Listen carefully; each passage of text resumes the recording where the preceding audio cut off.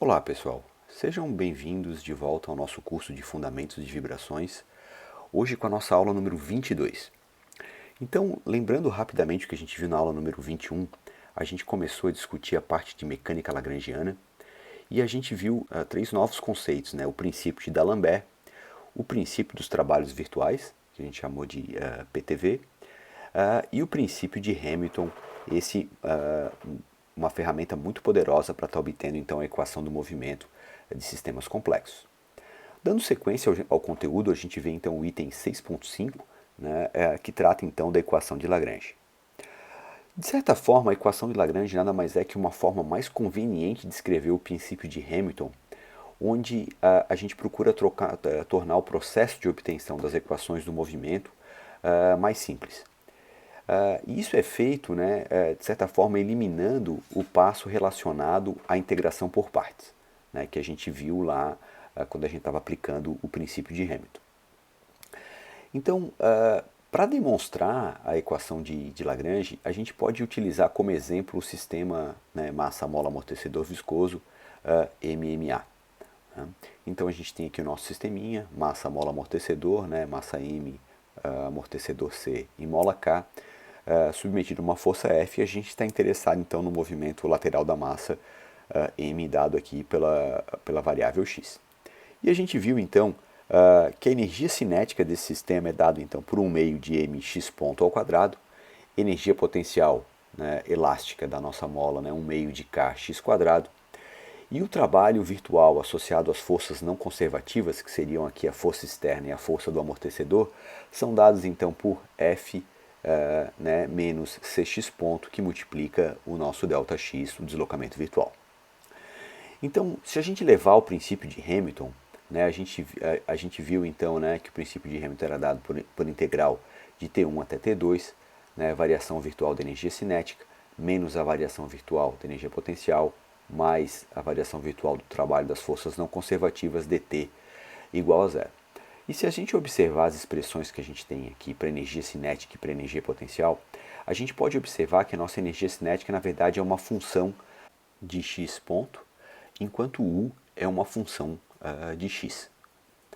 Então, se a gente for então para o princípio de Hamilton, né, e lembrando que o operador variação virtual se comporta como operador derivada, então a variação virtual da energia cinética então seria a derivada parcial da energia cinética em relação a x ponto, né, que multiplica o delta x ponto.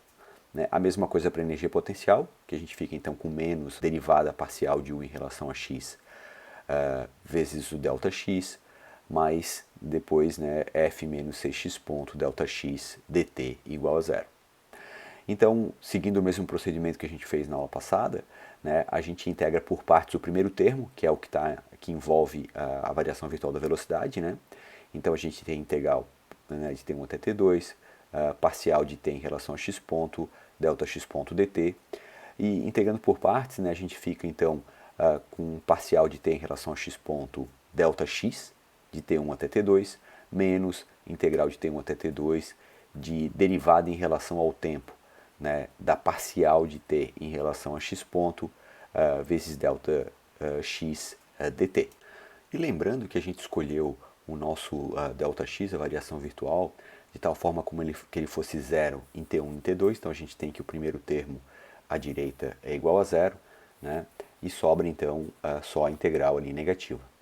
Se a gente substituir no princípio de Hamilton e já colocar o ΔX em evidência, a gente fica então com integral de T1 até T2, de menos derivada em relação ao tempo de parcial de t em relação a x, menos parcial de 1 em relação a x, mais f menos cx ponto, isso tudo multiplicando ΔX dt. Novamente, né, como ΔX pode assumir qualquer valor, né, a gente conclui que o termo entre colchetes tem que ser igual a zero, né, para essa integral zerar, e a gente então acaba então com uma expressão na forma de derivada em relação ao tempo da parcial de t em relação a x, mais parcial de u em relação a x, mais cx ponto igual a f. A gente pode introduzir também uma função dissipativa, né, na forma de d igual a 1 meio c x ponto, aqui faltou o ao quadrado, tá? de tal forma que se eu fizer a parcial de D em relação a x ponto, a gente fica então com C x ponto. E essa função D é chamada de função dissipativa de Rayleigh. Então, finalmente, né, se a gente substituir, a gente fica então com derivada em relação ao tempo da parcial de t em relação a x ponto, aqui faltou o x ponto, né? Mais parcial de d em relação a x ponto, mais parcial de u em relação a x, isso igual a f, né? E essa então a nossa equação de Lagrange. Bom, gente, a gente pode generalizar a equação de Lagrange aí para um sistema de n graus de liberdade, né? Esses graus de liberdade precisam ser linearmente independentes, né? De tal forma que a gente tem um sistema de coordenadas generalizadas, de tal forma que a gente fica então com derivada em relação ao tempo da parcial de t em relação ao grau de liberdade q, k, ponto, mais parcial de d em relação ao grau de liberdade qk ponto, mais parcial de u em relação a qk igual a qk, onde o k varia aqui de 1 até n. Onde os qk, então, são as forças generalizadas aplicadas a cada um dos graus de liberdade. A gente também pode obter uma derivação ainda mais genérica em algumas referências, né, incluindo o livro do Meyerowitz, que é uma das referências da disciplina, em que ele apresenta a equação de Lagrange na forma então de derivada em relação ao tempo, da parcial de t em relação a qk ponto, menos a parcial de t em relação a qk, mais parcial de v em relação a qk, e igual a qk, né, o k também de 1 até n. E nesse caso ele considerou que a energia cinética ela pode ser uma função não só das velocidades, mas também dos deslocamentos, né? E nesse caso aqui está sem a função dissipativa d, né? Então não considerou a dissipação. Mas seria então uma equação de Lagrange, né, numa forma ainda mais genérica. Bom, gente, com relação à equação de Lagrange, o que é interessante a gente notar, né?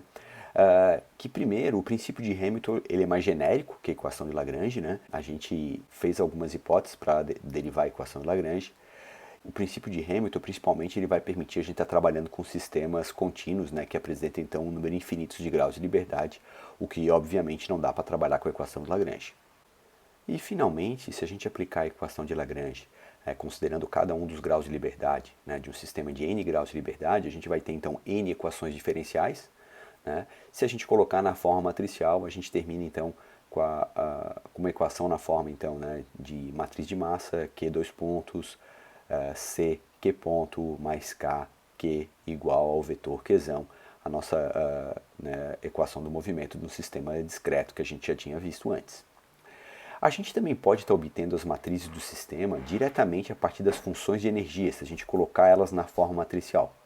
Né? Então a gente pode mostrar, né, que no caso, por exemplo, da energia cinética, ela vai ser igual a 1 meio do vetor Q ponto vezes a matriz de massa vezes o vetor Q ponto, né, o primeiro Q ponto transposto.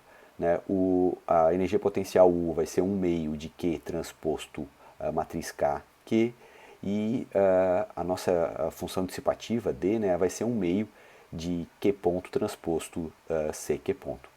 Então, nesse caso, né, se a gente aplicar essas definições, os termos individuais da equação do Lagrange, já na forma matricial, ficam da seguinte forma: aquele primeiro termo envolvendo a derivada em relação ao tempo da parcial de t em relação a q ponto, vai ser então a matriz de massa vezes o q dois pontos, né, aquela parcial de d em relação a q ponto, né, o vetor vira então a matriz c vezes o q ponto, e a parcial de 1 em relação a q, né, aquele vetor vira então a matriz de rigidez q, K vezes Q.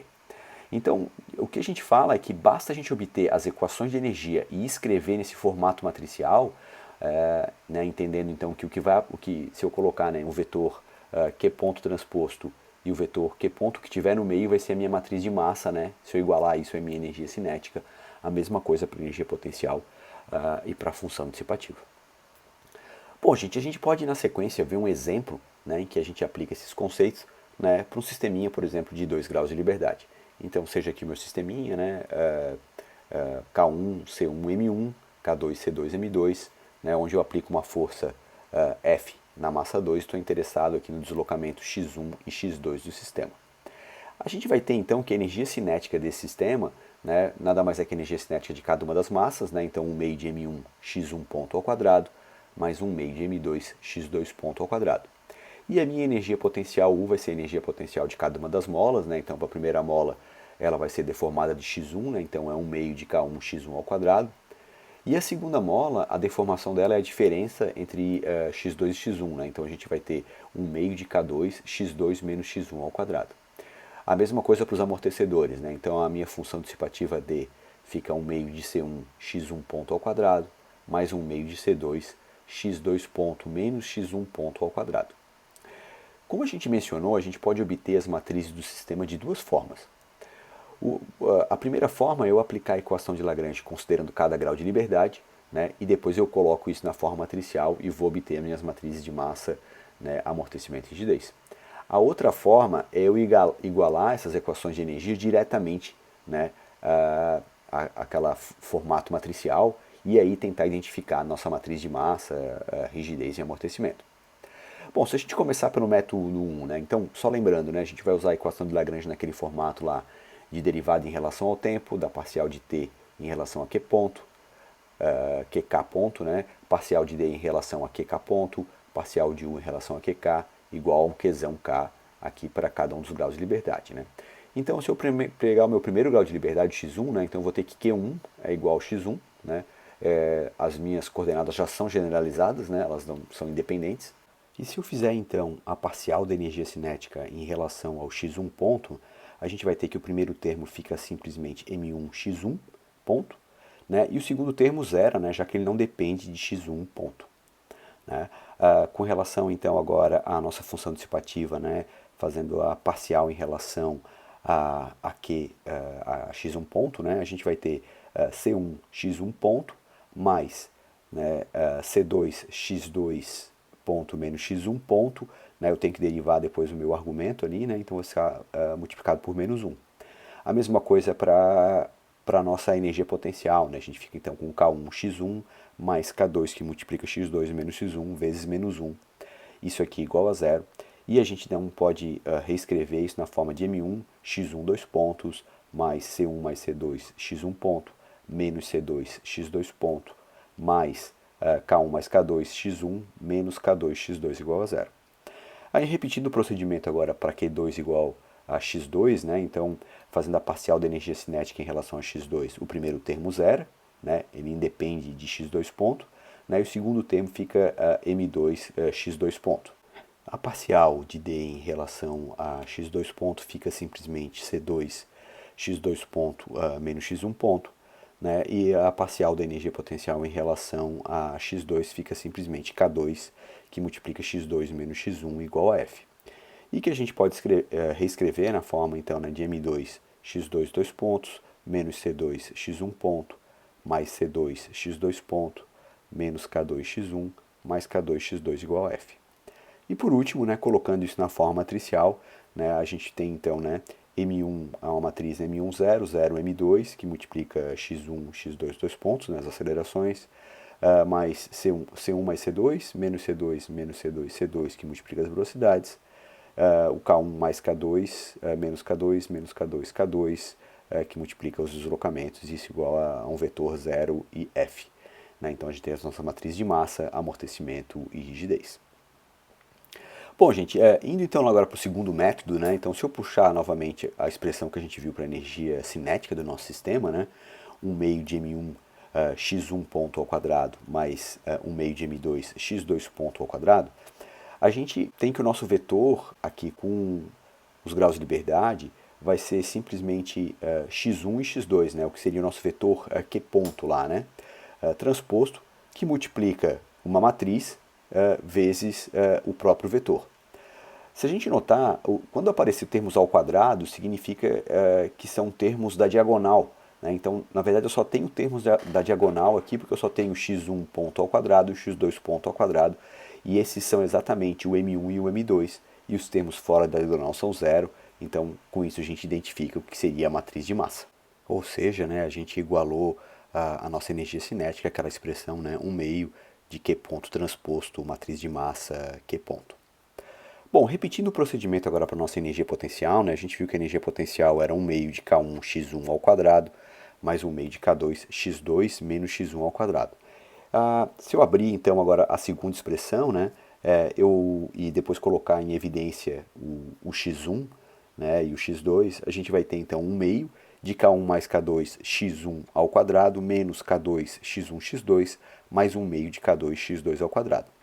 Novamente, então colocando na forma matricial, né, onde eu tenho agora, né, o vetor x1 e x2 transposto de um lado e o x1 x2 do outro, a gente vai identificar então aqueles termos que estão ao quadrado seriam as diagonais, né, então eu vou ter k1 k2 e k2, e fora da diagonal eu vou ter menos K2 e menos K2, né? Lembrando que a nossa matriz, as nossas matrizes aqui são todas simétricas. Se a gente repetir o procedimento, a gente pode obter a mesma coisa para a matriz de amortecimento C. Bom, gente, com isso a gente fecha então aqui o item relacionado à equação de Lagrange, e dando sequência ao conteúdo, a gente dá uma olhada agora no item 6.6, onde a gente discute sistemas com restrições.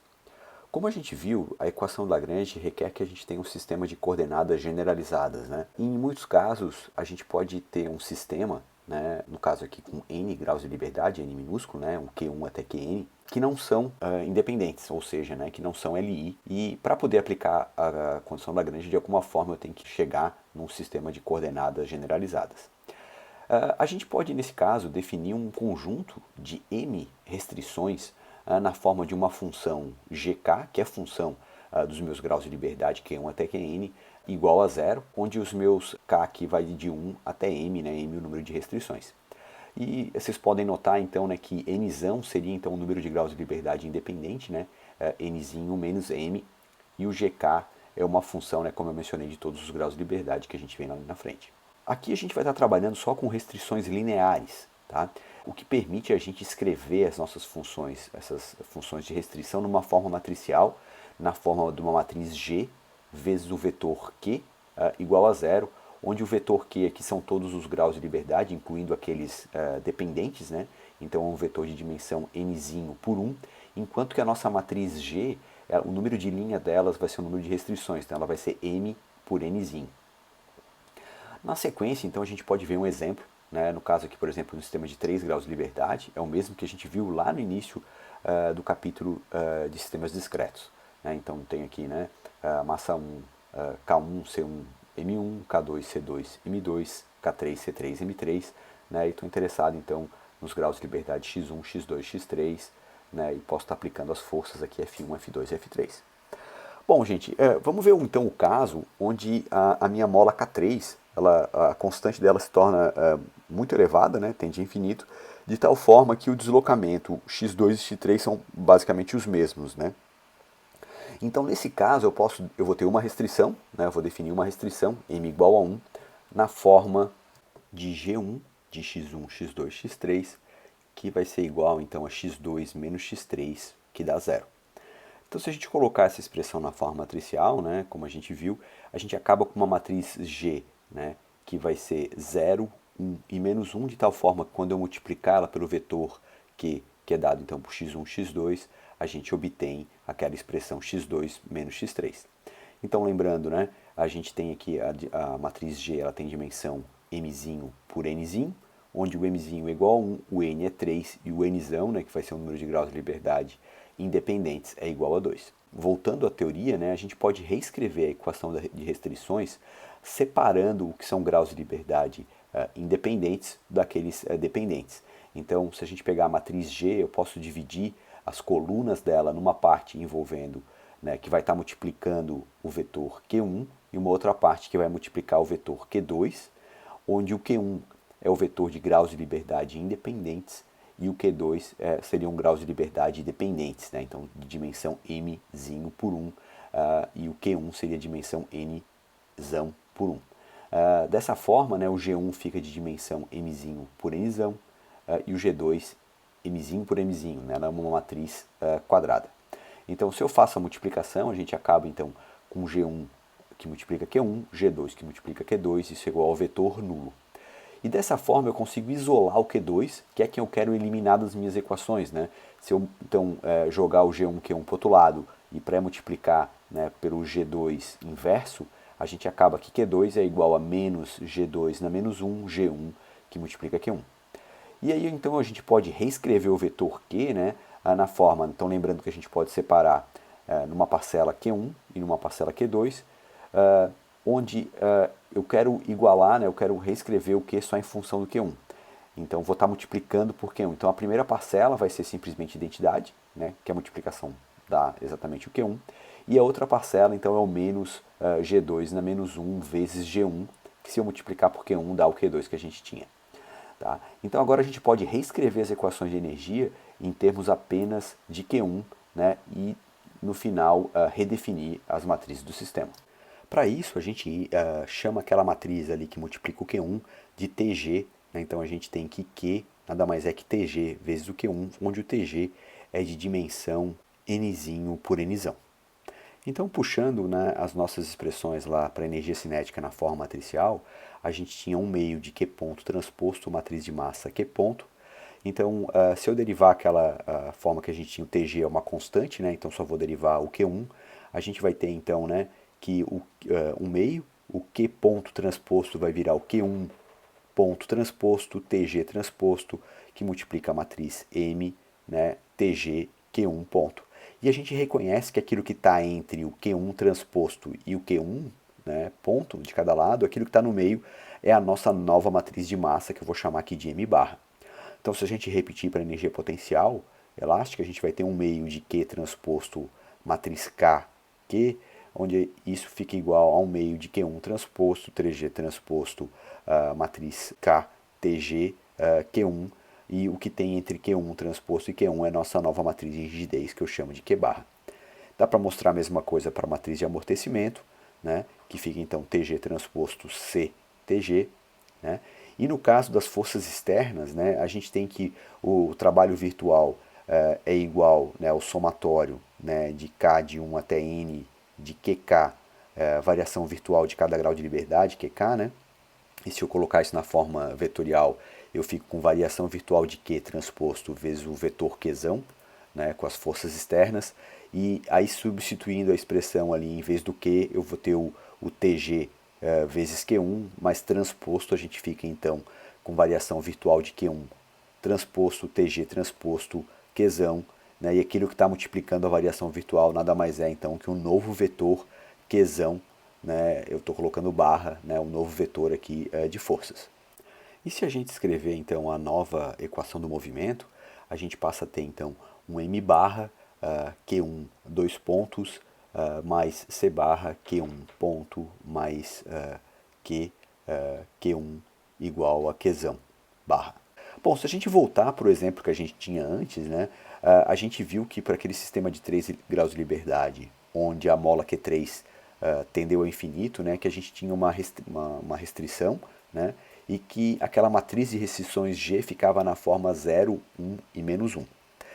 E aqui a gente vai eliminar então o grau de liberdade x3. Né? A gente poderia eliminar o x2 também, né? Mas para facilitar a gente vai eliminar o x3. Então aqui o vetor Q original, então ele incluía os graus de liberdade x1, x2, x3, né? Que eu vou separar em Q1 e Q2, onde o Q1 é então o x1 e o x2 e o Q2 vai ser apenas o x3.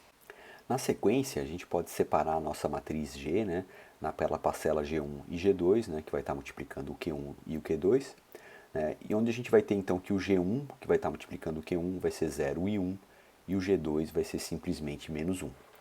Então, calculando a matriz TG, a gente vai ter que ela é identidade, né, a primeira parcela, e a parcela de baixo é menos G2 na menos 1, que multiplica o G1. Bom, a identidade é de dimensão nzão, que aqui no nosso caso é 2. Então a gente fica com a matriz que é 1, 0, 0 e 1. E o menos, o G2 na menos 1 fica simplesmente menos 1, né? Multiplica por menos fica 1, ou seja, a gente acaba simplesmente com o G1 que é 0 e 1, né? A última linha ali da matriz TG. Então vamos lá, né? A gente pode calcular o M barra, né? Que é dado então TG transposto vezes a matriz de massa vezes TG. Se vocês implementarem isso aqui, e lembrando que a matriz de massa desse sisteminha de 3 graus de liberdade era simplesmente uma matriz cuja diagonal era M1, M2 e M3, vocês acabam então com uma matriz M barra na forma de M1, 0, 0, M2 mais M3. O que faz sentido, né, gente? Como o K3 tem uma rigidez muito alta, a massa 2 e 3 se movem juntas, né? Então é como se eu tivesse uma única massa de massa M2 mais M3. Se a gente repetir o procedimento para a matriz de rigidez, né, então lembrando que a matriz de rigidez que a gente tinha do nosso sistema era K1 mais K2 menos K2, 0, menos K2, K2 mais K3, menos K3, 0, menos K3, K3, a gente acaba com uma matriz de rigidez que é simplesmente K1 mais K2, menos K2, menos K2 e K2. Ou seja, a gente acaba eliminando, né, a mola K3, o que faz todo sentido, né? Ela tendeu a infinito e não deve então aparecer na nossa matriz de rigidez. A gente pode repetir o procedimento, né, e vai obter algo similar então para a matriz C barra, nova matriz de amortecimento. Gente, esse é um procedimento, né, que é muito utilizado, né, em sistemas que a gente tem muito graus de liberdade, né. No nosso caso aqui, com poucos, era meio óbvio, né, que a gente poderia simplesmente juntar a massa M1 e M2, né, e achar essas expressões, mas quando eu tenho um número muito grande de graus de liberdade, isso pode ficar bastante complexo. Então a gente acaba utilizando esse procedimento bastante, e um dos exemplos é quando a gente está trabalhando com o método de elementos finitos. Gente, com isso a gente fecha então aqui o capítulo de mecânica lagrangiana e na próxima aula a gente vê a parte então de sistemas contínuos. Até lá!